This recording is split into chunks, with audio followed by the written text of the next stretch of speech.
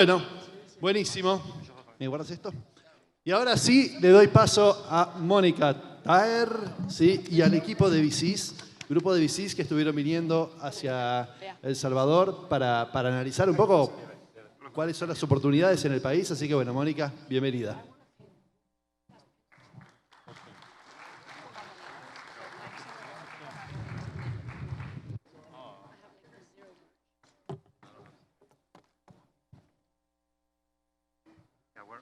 Muy buenas noches a todos. Muchas gracias por estarnos acompañando. Esta es la última sesión del día de hoy. Voy a dejar que los panelistas entren al foro porque vamos a dejar que ellos mismos se presenten. ¿Quiénes mejores para conocer sus compañías que ellos?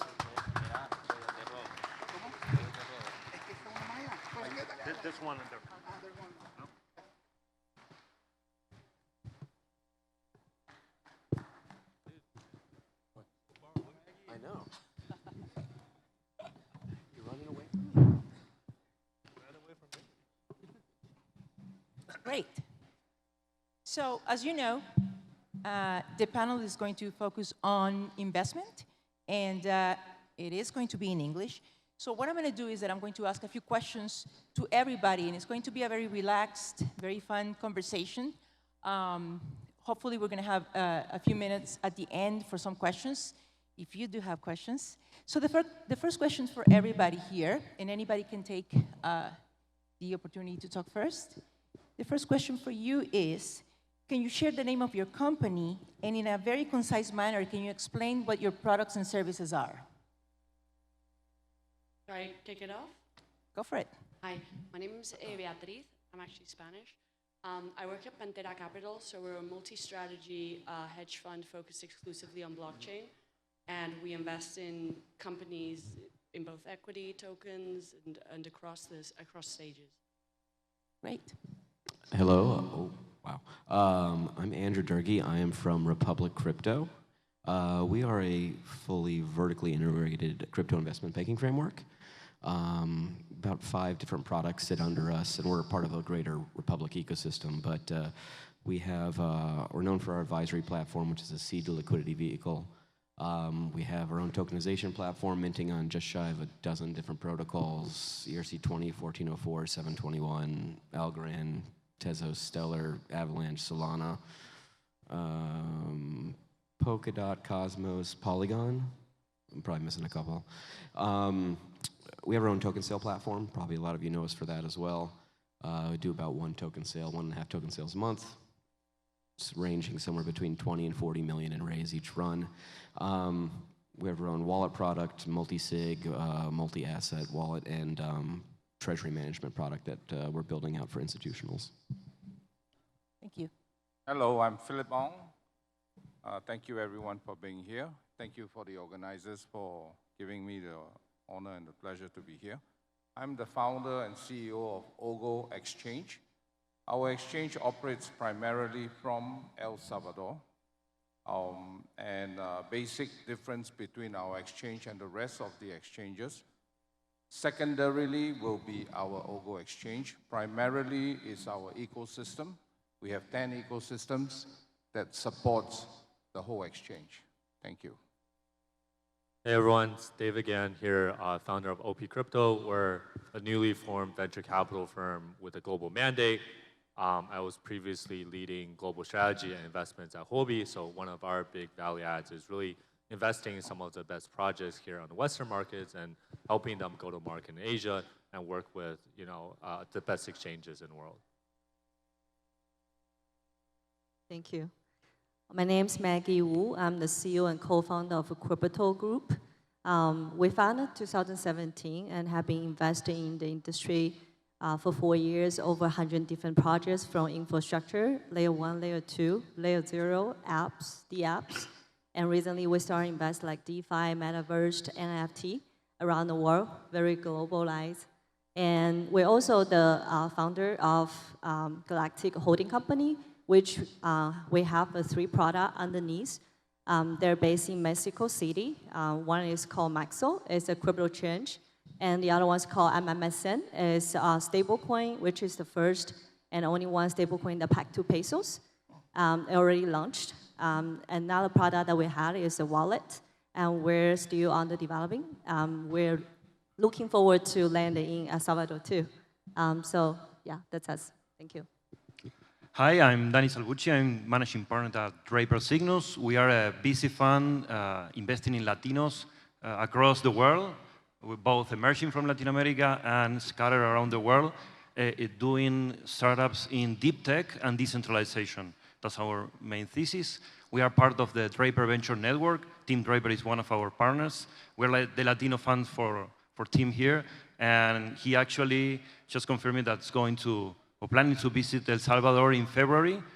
He's very excited to meet all Salvador entrepreneurs and President Bukele, and I'm also very excited to have been knowing El Salvador entrepreneurs and the crypto ecosystem here.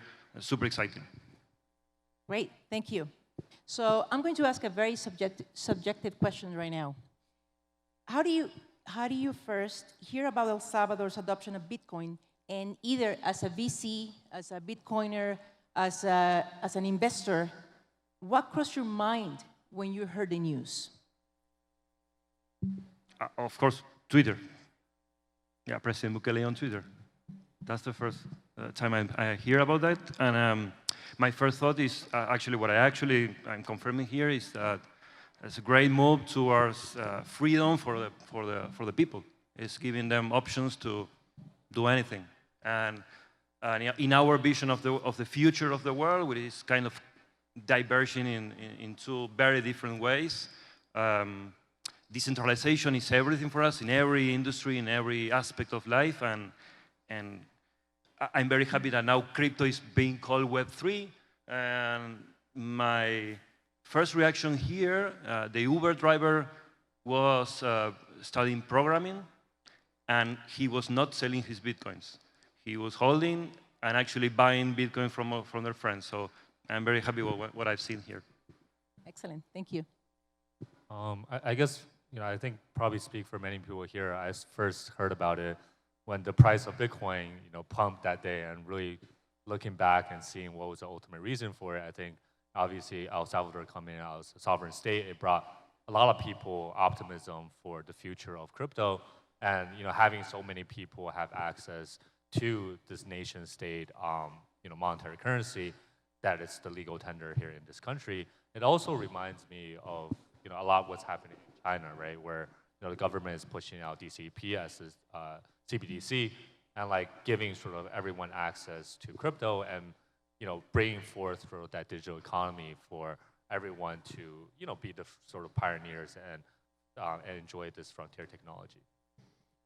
I think it depends on what lens you look at it from. I mean, for a Republic, we have the advisory side. We also have a $60 million venture fund that I run. But I think the big piece is it really produced kind of a real world use case so we could evaluate what's happening. Like in the U.S., we have sandboxes that are semi-functional. We have one in Wyoming. We have one in South Dakota that's coming out now, which allow for people to kind of participate in loosely regulated environments that allow you to explore the usage of certain fintech options, not just blockchain either, it goes beyond that in fintech.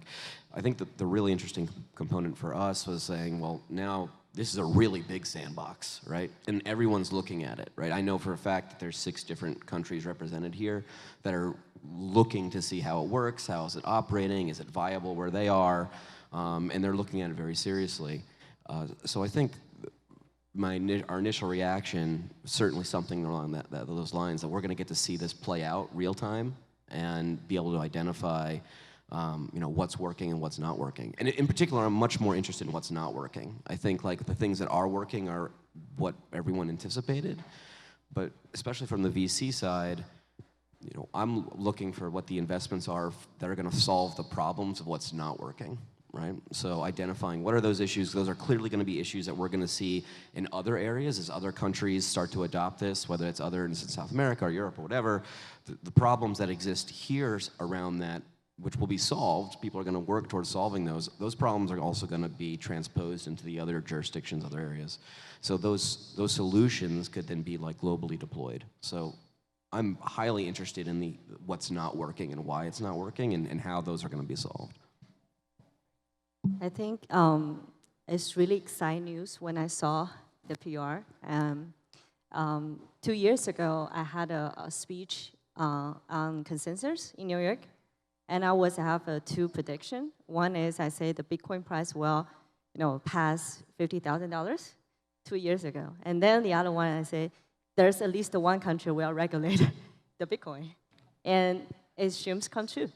So when I saw the news, I thought, oh, wow, that's very excited for the whole industry because this is a very big steps. I being like really, study and learning, also looking to the regulation on all the countries. I went to Malta 2 years ago, talked to their SEC kind of. I know there's a lot of countries, they really want to move on and they really want to regulate the crypto, but, it's a lot of work behind it because there's a lot of legal framework they have to work with. And now, like, we're operating exchange in Latin market, and we definitely want to work with the country that regulated the crypto, and they're more crypto-friendly. Will be, very significant change for all the company that they're in the industry. Yeah.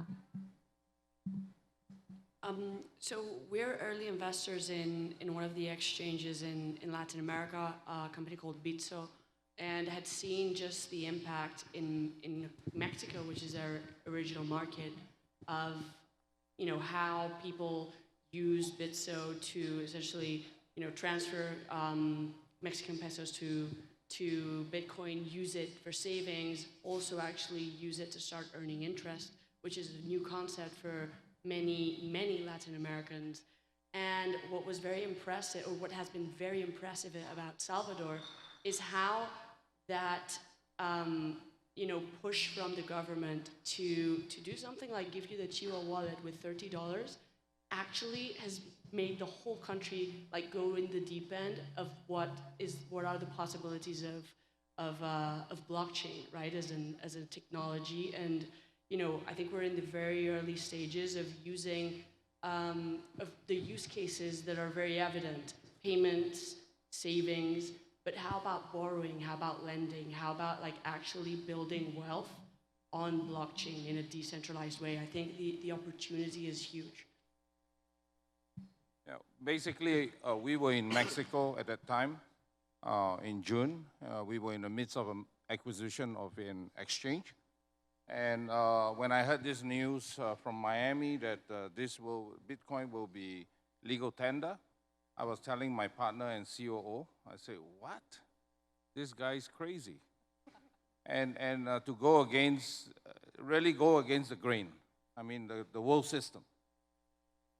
The first one, and I told Jose Manuel Gutierrez, I said, let's fly down there and have a look.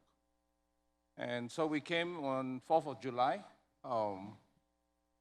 I came and I saw the most beautiful country. Congratulations to all Salvadorians. Very green, very beautiful country, very safe. There's no MS-13. That's what we've been hearing on the false narrative by the media.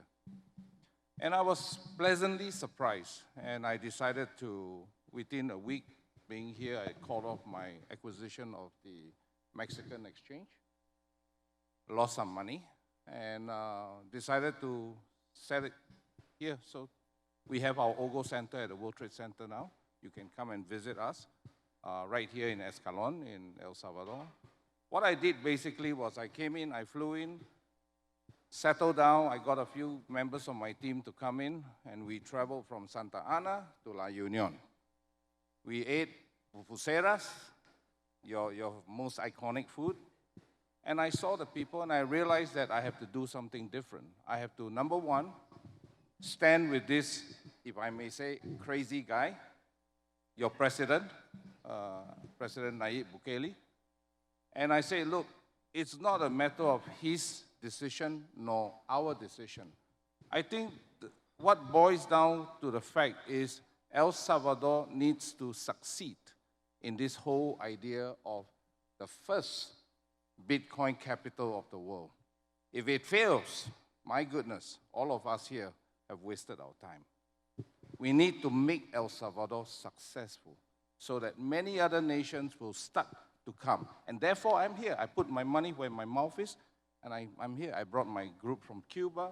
I brought them from Ukraine. They're all here in El Salvador, enjoying your beautiful climate, your beautiful people, and I'm happy to be here.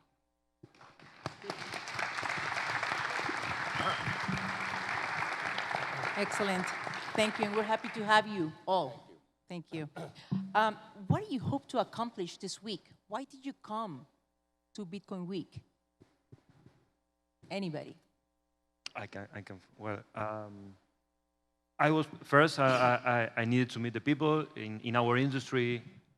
People is everything. So I started to engage with all the entrepreneurs and understanding what are the main human capital assets that you have here. And I'm very happy to found an educated population, a very strong coding ecosystem, already working with US, which I didn't know until now. And I do think that now, going back to Argentina, where I'm from, that definitely I'm going to find and fund good entrepreneurs coming from El Salvador. In our case, hoping, and this is a message for all you guys, it is think big. Don't think in El Salvador only. Think from El Salvador, but globally. And crypto and Web3 is that opportunity, and I think it's life-changing. I have three main purposes that will be here. First of all, we're doing business in Latin. Since we have exchange and stuff in Mexico, so Latin is our majority market. So I bring the team here, and we want to introduce ourselves to more users.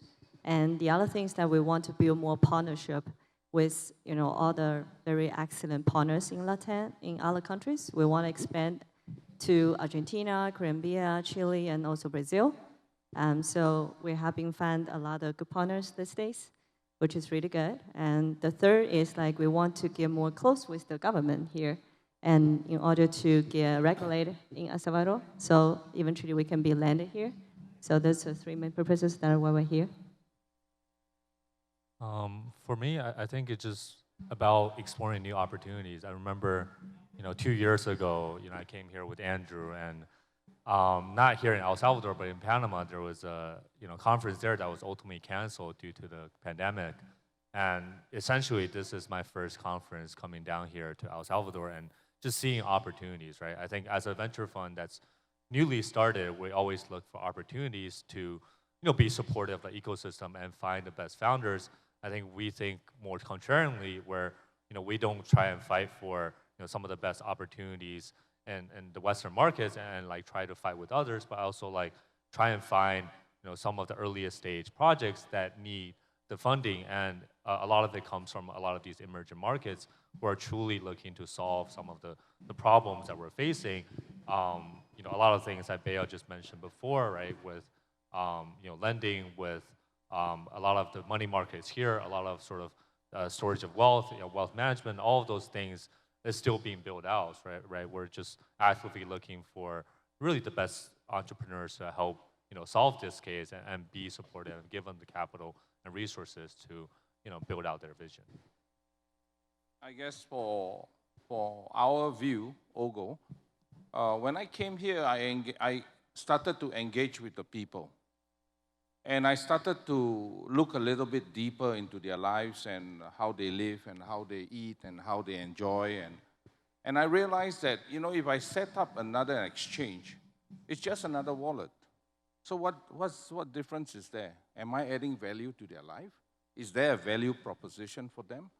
And therefore, I decided, I spoke with Jose Manuel, I said, no, let's do it something different. Let's really put our boots on, because this is actually ground zero. I'm not kidding you. This is ground zero. This is war.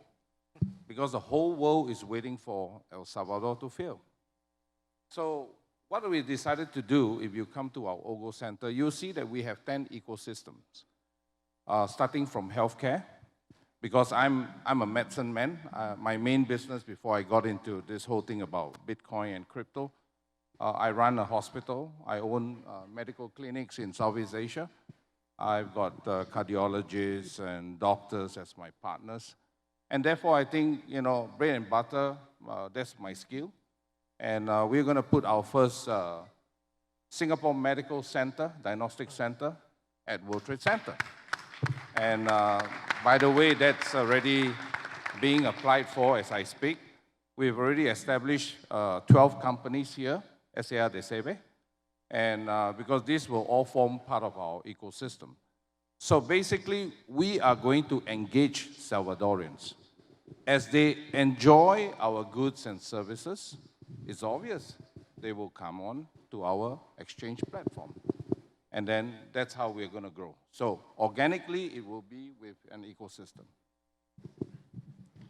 You're like an El Salvadorian marketer. It's amazing. They're selling so hard. Why are we here? This is my fourth LaBitConf. Rodolfo does a great job, and he's back there killing it somewhere. I love this conference. It's different than all the other conferences because it's so community-driven. Like, most of the other conferences you go to are a little bit of a rat race, and it's all, especially on the VC side, very alpha-driven. And this is much more like about the people and the community. And we always find good projects out of here. I think every year we've pulled one or two really good projects out of here that we've chosen to work with. So there's always like a good value proposition around it. And the fact that it's in El Salvador this year is really just kind of serendipitous and kind of a cherry on top of it, because this is something that we've wanted to experience for a while. We want to understand, how does it work? Is it working? You get a lot of mixed signals, at least especially in the U.S. in media, about what's actually happening here. So to be able to participate in that and then also be at this incredible event with all these incredible people, a lot of which are my friends that I haven't seen in 2 years because of the pandemic. I mean, David and I, when we were in Panama, there's people that we hadn't seen literally since Panama, right? Yeah, like Jose, right there. So it's just been fantastic to reconnect with everyone, and it just solidifies the fact that this is so community-driven. So anyway, that's really why we're here. Yeah, I think it's been said very well in the panel. I think, to summarize, it's two things. One, it's like opportunity, right? There's so much that is, that can be built, and the mindset and the energy right now is right here. And then on the other hand, personally, I've been investing in Latin America for 5 years, previously in TradFi.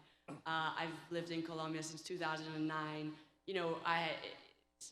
Like Latin America is very close to my heart, and anything that we can do for the ecosystem, with the flip side that there's huge opportunity, it made sense. So when Rodolfo said, do you want to come to LaBitConf? I was like, well, I wouldn't miss it by any means. I mean, this is a pretty historic moment. You go into the airport, the first thing they say is like, you can pay dollars or you can pay Bitcoin. That's pretty cool. You go to Starbucks and you can actually like pay in Bitcoin, and it gives you like the exchange to Satoshi. I've been sending my friends videos of like, look at this. This is pretty cool. Like this is like crypto mainstream. So yeah, it's very special to be here. Great, excellent. Before I go on with the next question, I want to share something really quick. I lead the Technological and Economic International Affairs Unit for the Trade and Investments Secretariat of the Presidency of the Government of El Salvador. That's a long title just to say that I basically focus on bringing investment, tech investment into the country.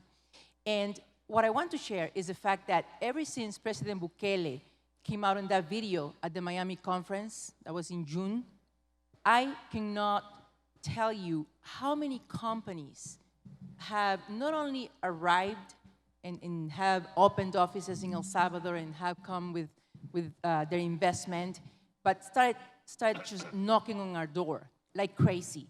We have onboarded, I really lost count already of how many we have because of Bitcoin and because of crypto in general and because of blockchain and other companies that are knocking on our door right now know for a fact that Bitcoin for El Salvador is just the tip of the iceberg. They know that we're thinking ahead, and they know that we're looking at DAOs, and we're looking at DeFi, and we're looking at many other things in order to get ahead of the game. So that's the story I wanted to share. Thank you. The following question is for the VCs, people who are representing VCs and hedge funds here. You came to El Salvador and perhaps already with a plan of identifying interesting startups or interesting projects, right, companies. Could you give me 3 examples of a company that you might have seen here during this week that you might want to invest on, or you might want to go back to your office and say, I think we should put money on this company? 3. You don't have to name them, but you can talk a little bit about what they do. Yeah, in general, I've seen great projects, not only from El Salvador. This is a Latin American conference, so it is from everywhere. But I'm going to answer with a slightly different angle. I do believe that there's like the right components to foster a vibrant ecosystem here. Not only in crypto, startups in general. Crypto might be a good segue to start fostering that knowledge ecosystem, and but it takes time. And of course, there are problems that startup that will solve for the Salvadoreño, sorry. Switching from Spanish to English is a mess. But and those are great opportunities. But again, in our vision is we want to fund the next big El Salvadorian entrepreneurs thinking globally and thinking about global problems. That, I think, that is an opportunity that is open, not exposing to that world. And I haven't selected 1 or 2 or 3, but my Twitter is Daniel Salvu. It's always open. LinkedIn too. I want to meet you all. Excellent. Okay. We're the company that have been started looking to invest in emerging market 2-3 years ago. So, you know, we already go to Mexico, not only just investment. I personally go there, find a partner, build a team, hand to hand, bring my global resources, bring the funds, and, you know, create jobs for the people in Mexico. So we will do the same thing in El Salvador too. You know, the reason I'm here, it's not first time, it's the second time. And right after the president say the Bitcoin become a fiat, and 1 week later, I think there's a conference or event here. The president actually invite some of the team that building like blockchain projects in Latin, and we're honored to be one of being invited by president. And so my team, they first landed here. They have really good talk with the government, and then they also invite me. So me and my partner, and then again, so to be here. So we're honored to meet the Secretary of Commerce. We have really good talk too. So we already start in the process of integrate with the government because we want to be regulated, of course. And also, you know, we're start hiring people here, looking for like office, and really want to, you know, land here, operate.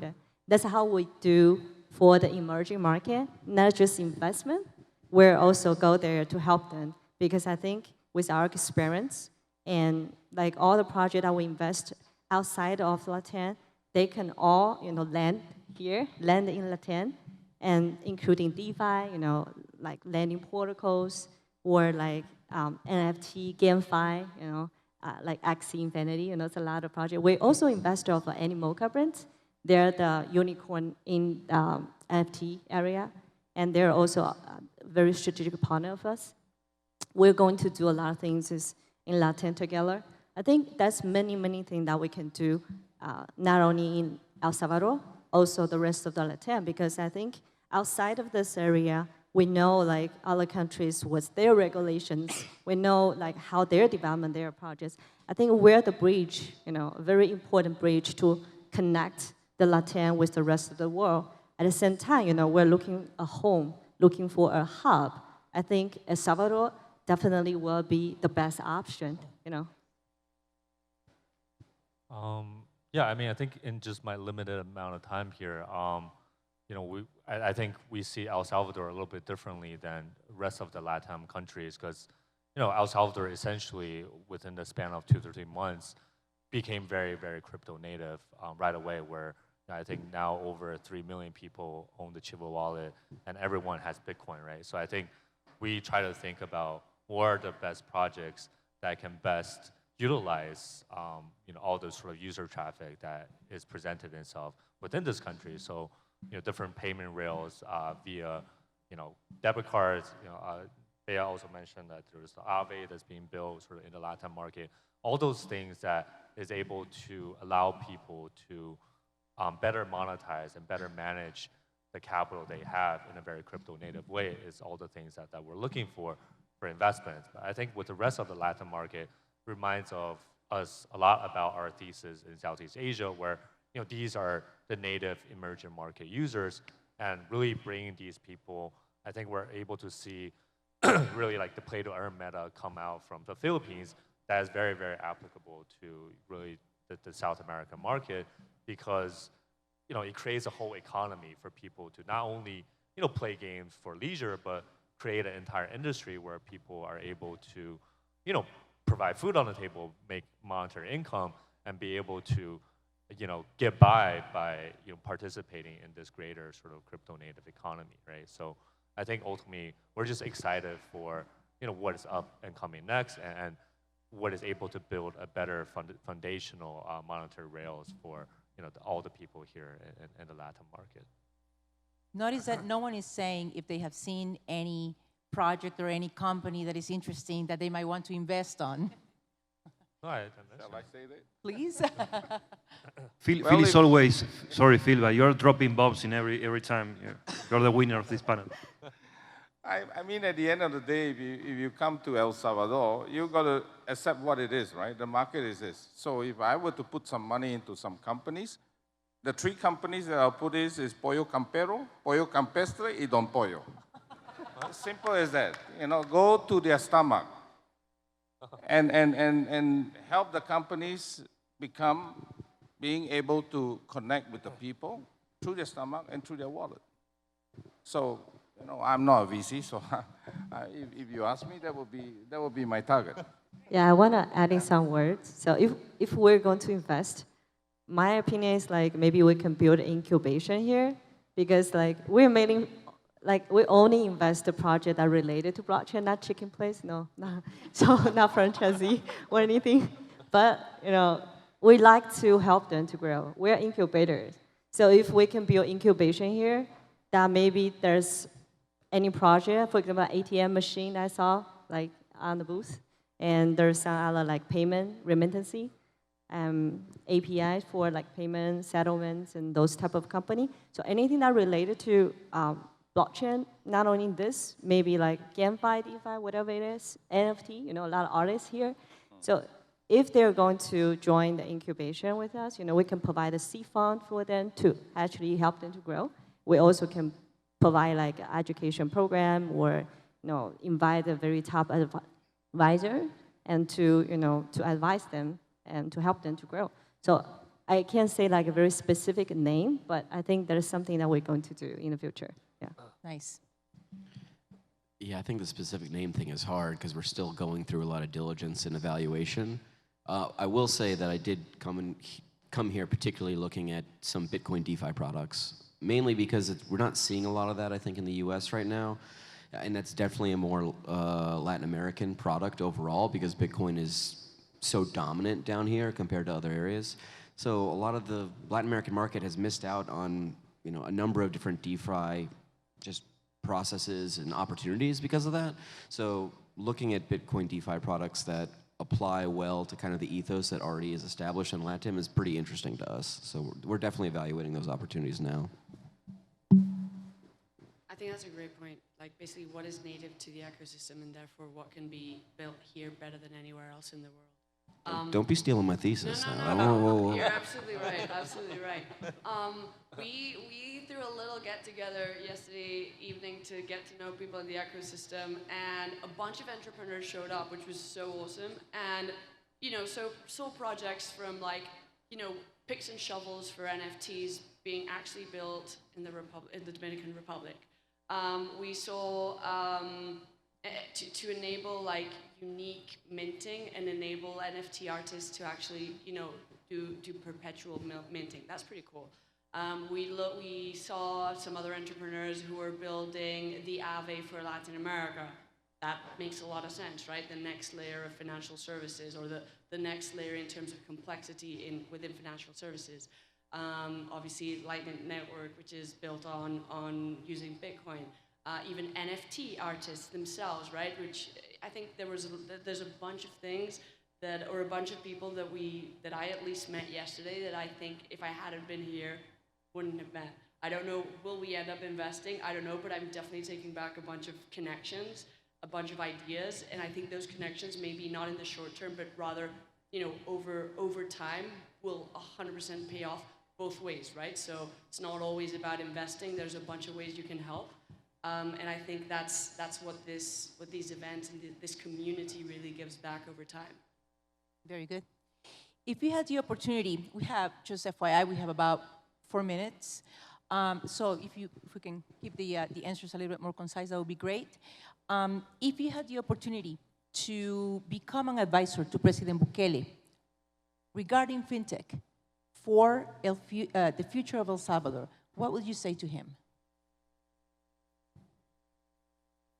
I think the opportunity is huge. I do think that, a lot of, in crypto's early, but still there's a lot of, blueprint that has been built out elsewhere. I think taking, either companies that have been built elsewhere which work, and, using that to implement like the actual infrastructure to enable a blockchain country is I think the safest or way to scale and the fastest go to market, right? Rather than reinventing from scratch and risking a lot in terms of what can happen. I think there's a lot of like examples across the world that they can take that Salvador can take, and happy to discuss more. So we work with a variety of central banks and governments now on advising them in these similar type of situations, although I guess this one is particularly unique. I think first and foremost, the focus on innovation and exploration is really, really important because it still is very new. I don't think anyone knows exactly where it's going to land just yet. And just fostering that growth, but letting people explore it is going to be really important because I think the end of the cycle and what the actual result and opportunities is probably very different than what we anticipate that it is now, and probably in the best of ways. So I would really encourage the innovation, exploration angle of it and let people kind of engineer their way through it. Yeah, I can add on that. He took a step towards freedom, definitely, and just keep on that path. Add a layer of education. This needs a lot of education in every aspect, and that will give an opportunity to Salvadoreños to be on the right, I think, the right side of history in the coming years, which is we are going to be through very bumpy times in the world, and giving that optionality, I think, will give Salvadoreños a great tool to make life-changing steps. I think if I met President Nayib Bukele, I would, with all due respect, I would say that he is a great visionary. I was interviewed on Radio 107.7 Radio Fuego this Tuesday, an hour.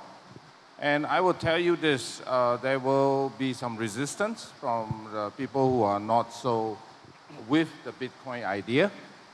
But I think at the end of the day, for my message to all Salvadorans is that, look, you have a visionary president. I do not know him from Adam. I've not shaken his hand.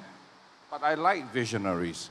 And at the end of the day, your next generation and the next generation, 200 years down the line, you know what they will see?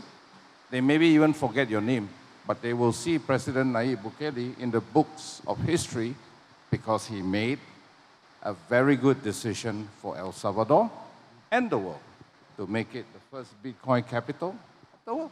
So, congrats to you, President Nayib Bukele, and Salvadorans. Um,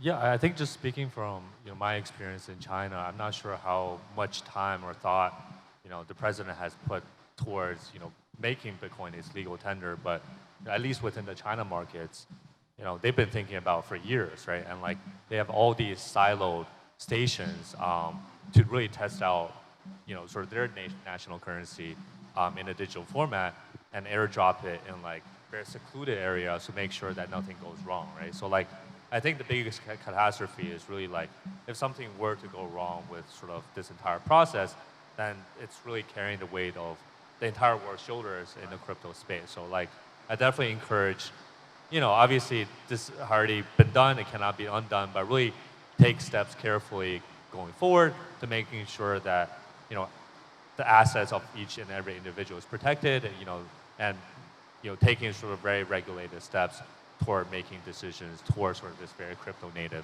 economy, because when things are coming to crypto, a lot of things can go wrong because it's still very new and it's still very nascent technology. So I'll just take some precautionary measures if I were him. From my suggestion to the president, I think is like for all the venture capitals and all the projects that are looking forward to land here, how you guys can provide more clear guideline for us. So now, like sometimes we're a little bit lost, or the people that we talk, they're also a little bit lost because they don't know where to go, who are they going to talk, how they can land here. So I think if the government have set up a department, for like foreigners, to give us a very, very complete handbook or guidelines. This is where you go. This is where you look to talk or something like that. I think easier for us to land here.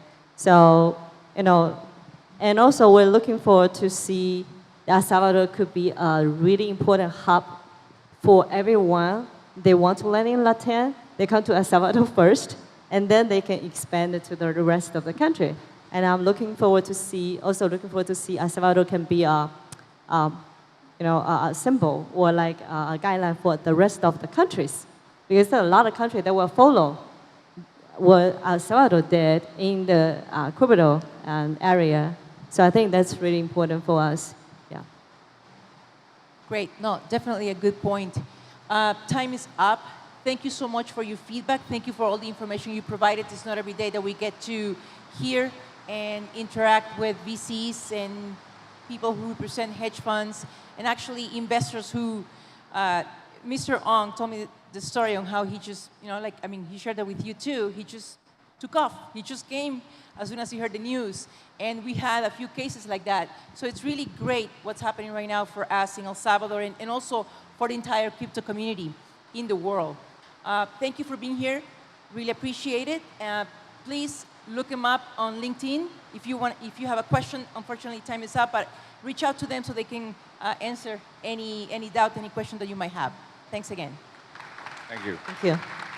Thank you. Bueno, thank you, Monica. Thank you, all the rest. I wanted this to be the biggest panel in size, yes, because it's very relevant. Bueno, really thanks. And guys, so we have a party outside. Yes, this is rain? No.